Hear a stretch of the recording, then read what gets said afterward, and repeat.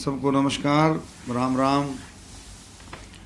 देखिए, कल 30 मई को पैरावर रोहतक में गौड़ ब्राह्मण विद्या प्रचारिणी सभा के कैंपस नंबर 3 में भगवान परशुराम जी का जन्म उत्सव मनाया गया, जिसमें मुख्य अतिथि के तौर पर माननीय नायब सिंह सैनी जी, हमारे साथ में मोहनलाल बड़ौली जी और मध्य प्रदेश के deputy chief minister Shri Rajendra Shukla ji, Manoj Tiwari ji, Satish Gautam ji, दोनों सांसद, सीनियर मेंबर पार्लियामेंट दोनों,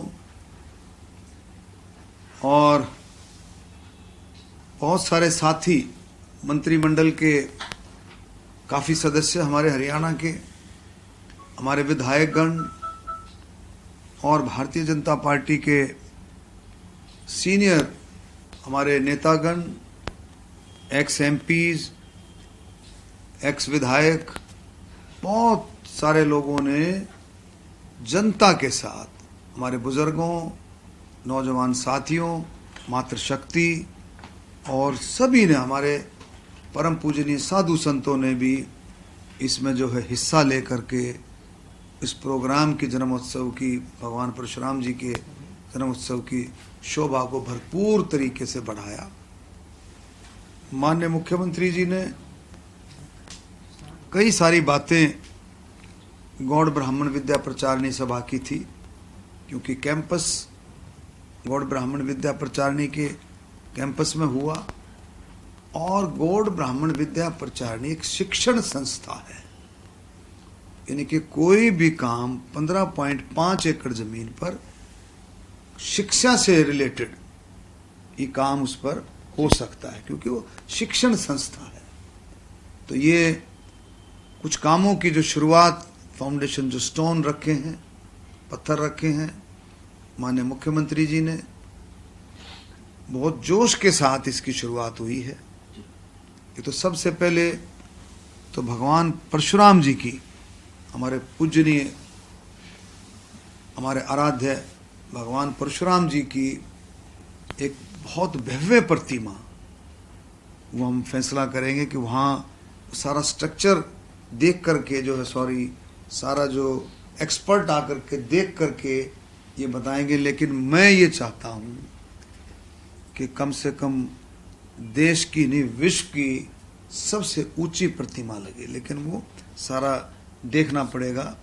आर्किटेक्ट आकर के, एक्सपर्ट आकर के वो देखेंगे कि भी कितना ही हमने किया है फैसला कि कितना, क्योंकि पैरावर का जो नाम है, अब पैरावर का नाम पूरी दुनिया में हो गया, देश में तो है ही है। अब किसी से आप पूछेंगे कहाँ जाना था 30 तारीख को, पैरावर चलेंगे भाई, पैरावर जाएंगे, मतलब बहुत नाम उसका हो गया है। और एक ऐसा नाम कि ये पैरावर का जो नाम है, ये भगवान परशुराम धाम से, पैरावर धाम से इसको जाना जाएगा। कल मैंने अपनी तरफ से इस बात को रखा है। माननीय मुख्यमंत्री जी ने लॉ कॉलेज, एक बहुत अच्छा लॉ कॉलेज, नेशनल और इंटरनेशनल स्टैंडर्ड का लॉ कॉलेज, जिसमें लड़के लड़कियां इकट्ठे पढ़ सकते हैं। एक नर्सिंग कॉलेज, जिसमें काफ़ी मांग थी पीछे नर्सिंग कॉलेज की, क्योंकि जिससे हमारी बेटियों का, बहनों का भविष्य उज्जवल हो।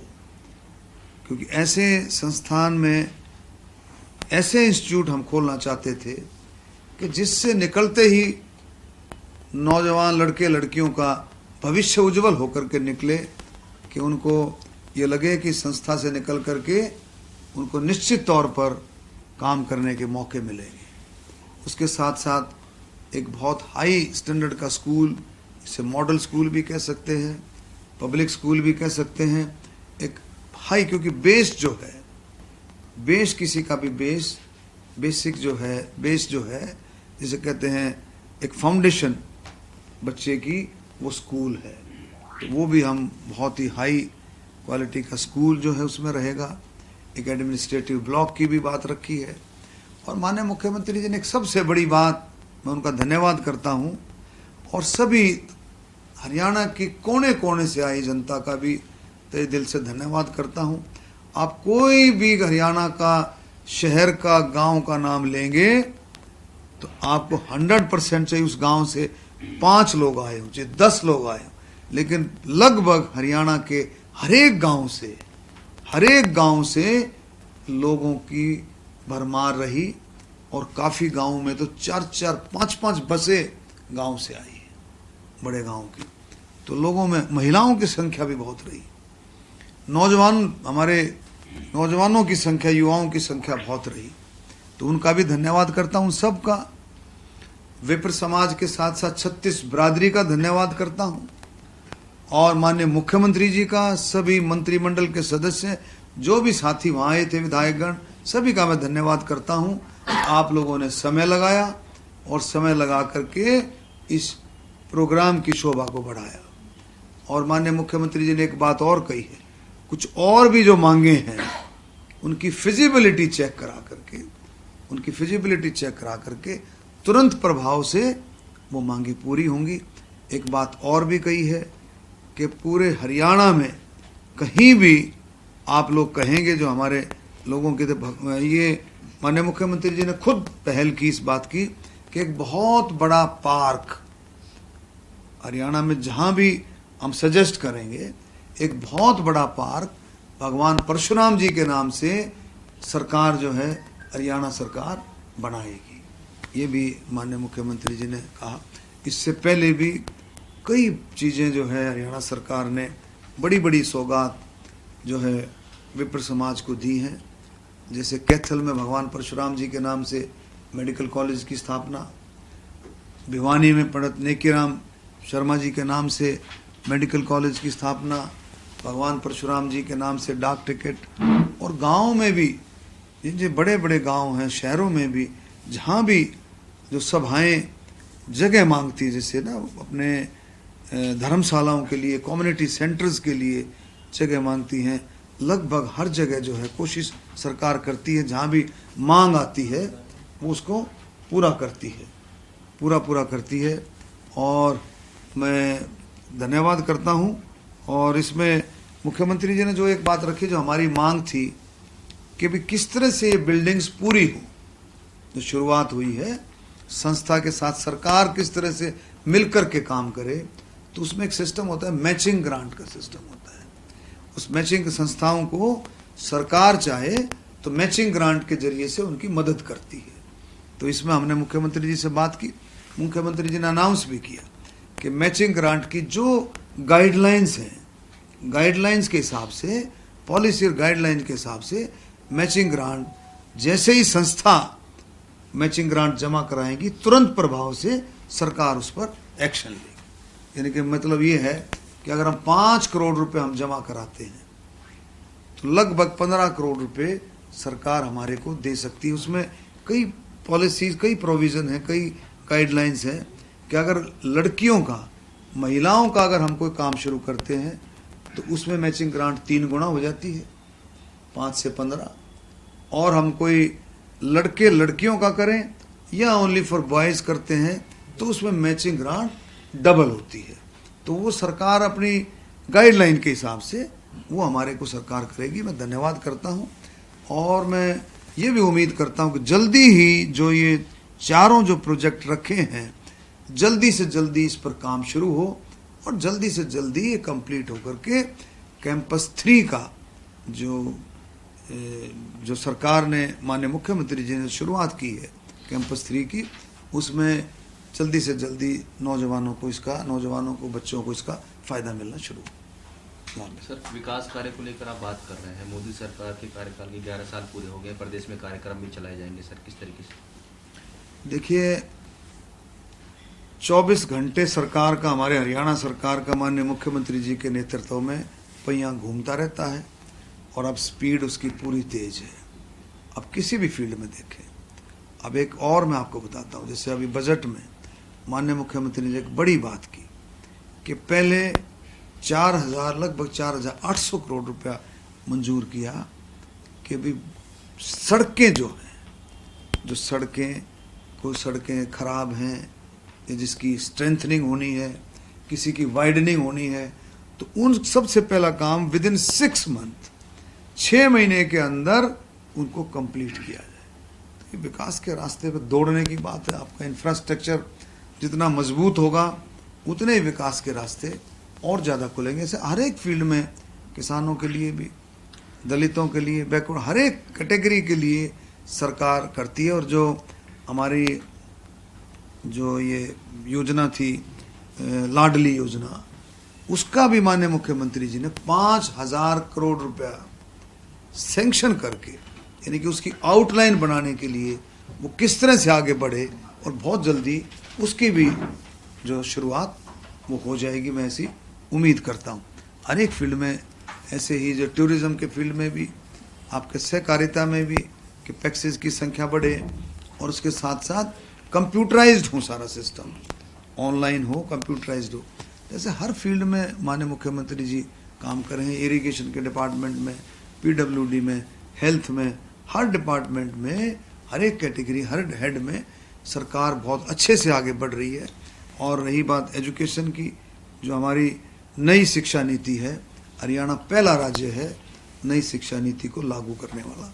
तो हम मोदी जी के मार्गदर्शन में, उनके नेतृत्व में हरियाणा कहीं पीछे नहीं है। विकास के रास्ते पर कंधे से कंधा मिला करके हरियाणा दौड़ रहा है।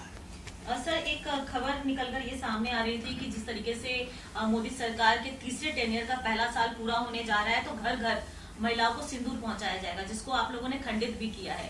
कांग्रेस निशाना साधती हुई भी नजर आई थी। देखिए, ऐसा है, देखो, कांग्रेस को, विपक्ष को देश के हालात किस तरह से चल रहे हैं उसको समझ में नहीं आ रहा। वो कैसी बात करेगी उसको ये भी समझ में नहीं आ रहा है। हकीकत बता रहा हूँ, वो इस मौके पर क्या बात करे उसको कुछ समझ में नहीं आ रहा है। वो देशभक्तों पर, वो देशभक्तों पर, देशभक्ति पर भी प्रश्न चिन्ह लगाती है। आप देखेंगे, देश तिरंगामयी है, देश देश देश देशभक्ति, और ऐसे सिस्टम में सैनिकों का सम्मान कर रहा है, ऐसे समय में सैनिकों का सम्मान कर रहा है। निकल करके लोग आ रहे हैं। जब ऑपरेशन सिंदूर हुआ, ऑपरेशन सिंदूर के बाद जिस तरह से पूरा देश तिरंगामयी हुआ, देश बाहर निकल करके अपने आप, किसी ने नहीं, ये किसी पार्टी का प्रोग्राम नहीं था, ये कोई भारतीय जनता पार्टी का प्रोग्राम नहीं था, ये लोगों का प्रोग्राम था, आम लोगों का प्रोग्राम था कि झंडा लेकर के बाहर निकलना और सैनिकों का सम्मान करना, ये था। तो उसको समझ में आ नहीं सकता। वो तरह तरह के नैरेटिव सेट करना चाहती है विपक्ष, और उधर उधर की बातें करके नौजवानों को और देश के नागरिकों को गुमराह करने का प्रयास कर रही है। लेकिन उनको समझ ही नहीं आ रहा है कि इस मौके पर वो क्या एक्शन ले, किस तरह से वो चले। वो बिल्कुल डीरेल है। सर, विपक्ष की आप बात कर रहे हैं सर, कांग्रेस हरियाणा बीजेपी या सेंट्रल बीजेपी लेवल पे है, क्या वो फेक है? क्या ये कहा जा रहा है कि सिंदूर लेके तो मैंने उसी का जवाब दे रहा था। सुनैना चौटाला भी उस पे बोल रही है कि भाई इस तरह का तो बड़ा वो है मामला। इसी बात पर मैं कह रहा था कि ये तरह तरह के नैरेटिव सेट करते हैं, तरह तरह की अफवाहें फैलाते हैं। इनको समझ में नहीं आ रहा कि देश किस तरह से एकजुट होकर के हमारे सैनिकों के साथ खड़ा है, जो थल सेना, वायु सेना, नौसेना, देश एकजुट होकर के। और जो ये ऑपरेशन सिंदूर था, इसमें भी भ्रम फैलाया जा रहा है। ये कोई पाकिस्तान के ऊपर अटैक नहीं था, ये कोई हम कहें पाकिस्तान पर अटैक करना, वो था, माननीय मोदी जी ने पहले कहा था कि अब समय आ गया है आतंकवाद, आतंकवादियों को मिट्टी में मिलाने का समय आ गया। ये आतंकवादियों और आतंक के खिलाफ कार्रवाई थी। 9 जगह पर टारगेट करके हमारी सेनाओं ने, थल सेना, वायु सेना, नौसेना, सबने मिलकर के 9 जगह टारगेट तय हुए। और ऐसे हार्डकोर आतंकवादी जो मेरा ख्याल में छिपे हुए थे, सालों साल से छिपे हुए थे, उनको मिट्टी में मिलाने का काम ऑपरेशन सिंदूर के जरिए से हमारे सैनिकों ने किया। सर, विपक्ष की आप बात कर रहे हैं, राहुल गांधी अभी 1 जून में चंडीगढ़ जा रहे हैं, संगठन को लेकर कार्यकर्ताओं से, नेताओं से बातचीत करेंगे। कांग्रेस के संगठन को आप किस तरीके से देखते हैं सर? देखिए, उनका अपना, मैं उनके संगठन में क्यों झांकूं, अपना मामला है उनका, वो अपने तरीके से अपना काम कर रहे हैं। और करें, उसमें हमारी, हम उसमें क्या बोल सकते हैं, उसमें उनको कैसे जाएंगे नहीं जाएंगे संगठन। ये मैं कह सकता हूँ हरियाणा का संगठन तो बिल्कुल ही निष्कर्ष है, जिसे कहते हैं ना, उनका कोई ना तो लीडर ऑफ अपोजिशन है, ना उनको भी कुछ पता है, ऐसे ही चल रहा है उनका, कौन बोले कौन क्या करे, तो सारा कई चीज़ें उससे सरकार का भी काम प्रभावित होता है। इसलिए मुझे बोलना पड़ रहा है कि सरकार का काम इसलिए प्रभावित होता है, कई कमेटियां ऐसी होती हैं, कई फैसले ऐसे होते हैं जिसमें लीडर ऑफ अपोजिशन की ज़रूरत रहती है, तो वो जल्दी होता। अच्छा है सरकार के काम जल्दी और आगे बढ़े, कई काम रुक जाते हैं। नौकरियों से जुड़ा एक सवाल है सर, सोशल इकोनॉमी आधार पे जो 10 नंबर का मामला था कोर्ट पे रुक गया और बहुत से बच्चों का जो भविष्य है उस चीज को लेके, देखिए मैंने कल हमने उस हमारी जो कल प्रोग्राम हुआ है भगवान परशुराम जन्म उत्सव, उसमें ये बात रखी है कि इकोनॉमिकली वीकर सेक्शन के जो स्टूडेंट बच्चे हैं उनके लिए रखी है। फिर एक बात और भी रखी है मैंने, जो CET जो एग्ज़ाम है वो 3 साल के बाद सरकार उसको ऑर्गेनाइज कर रही है, उसमें भी हम कोशिश करें मिल करके कि उसमें कोई रिलैक्सेशन मिले, कम से कम 3 साल, 3 से 5 साल की रिलैक्सेशन मिले। 3 साल के बाद एग्ज़ाम हो रहा है, जो पिछले साल जो एलिजिबल था हो सकता है इस साल अब एलिजिबल नहीं रहेगा, तो उसको किस तरह से कोई ना कोई उसको रिलीफ मिलना चाहिए। सर एक सवाल, चंडीगढ़ में पंजाब यूनिवर्सिटी है जिसको लेकर दीपेंद्र हुड्डा ने कहा है कि ये पंजाब यूनिवर्सिटी हरियाणा पंजाब यूनिवर्सिटी के नाम से आनी चाहिए, क्योंकि अगर दोनों भाई हैं तो छोटे भाई का भी नाम आगे होना चाहिए। देखिए पंजाब की सोच अपने तरीके की, इतना वो छोटा और बड़ा मानता दिल से, तो ये समस्या ही नहीं होती, ये पानी की समस्या होती नहीं, और हमारी जो लिंक नहर उसकी समस्या होती है, बहुत सारी समस्याएं पंजाब और हरियाणा की अटकी पड़ी हैं। अगर वाकई में दिल से वो बड़ा और छोटा भाई माने तो बहुत सारी चीजों का हल हो सकता है। सर एक निजी सवाल है, दादा गौतम वाली जो सीज फायर थी, वो कह रहे कि हमारी सीज फायर चल रही है मंत्री जी के साथ, अभी मैं कुछ नहीं कहूंगा, जब सीज फायर टूटेगी जब कहूंगा, तो देखिए मामला चल रहा है हो गया। देखिए ऐसा है, मैंने पहले भी कहा है कि गौतम जी हमारे बड़े भाई हैं, हम उनका पूरा पूरा सगे बड़े भाई की तरह सम्मान करते हैं, और उनका जो बात कहते हैं उनकी अपनी सोच होगी, लेकिन मेरी तरफ से कोई ऐसा वो नहीं है। जो पहली बार हुआ तो परमानेंटली सॉल्व हो गया, मेरी तरफ से कोई वो ऐसा नहीं है। मैंने बोल दिया आपको, मैंने पहले भी बोला था, वो हमारे बड़े भाई हैं, हम उनका पूरा सम्मान करते हैं। Thank you sir, thank you.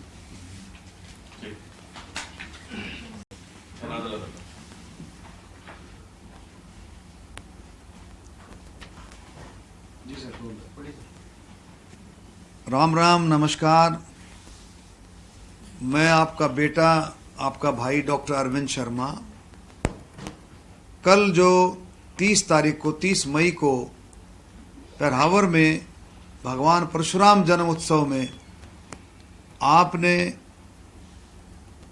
घर घर से, गांव गांव से, शहर के मोहल्ले मोहल्लों से, वार्ड से, हर कोने से पहुंच करके 36 बिरादरी ने, विप्र समाज के साथ मिलकर के 36 बिरादरी ने सब ने मिलकर के जो साथ दिया, जो आशीर्वाद दिया, मैं आप सबका तहे दिल से, अपनी तरफ से, माननीय मुख्यमंत्री जी की तरफ से, अपनी पार्टी की तरफ से तहे दिल से मैं आपका बार बार धन्यवाद करता हूं। और मेरे पास शब्द नहीं है किन शब्दों से मैं आपका धन्यवाद करूं।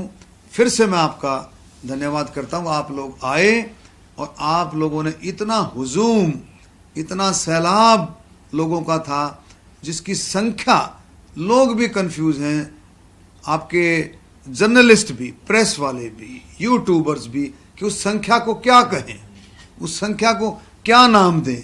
वो ऐसी संख्या थी, इतनी जबरदस्त जन सैलाब था, उसको कोई भी किसी भी तरह का, जिसका जैसा दिल चाहे वो वैसा नाम दे सकता है।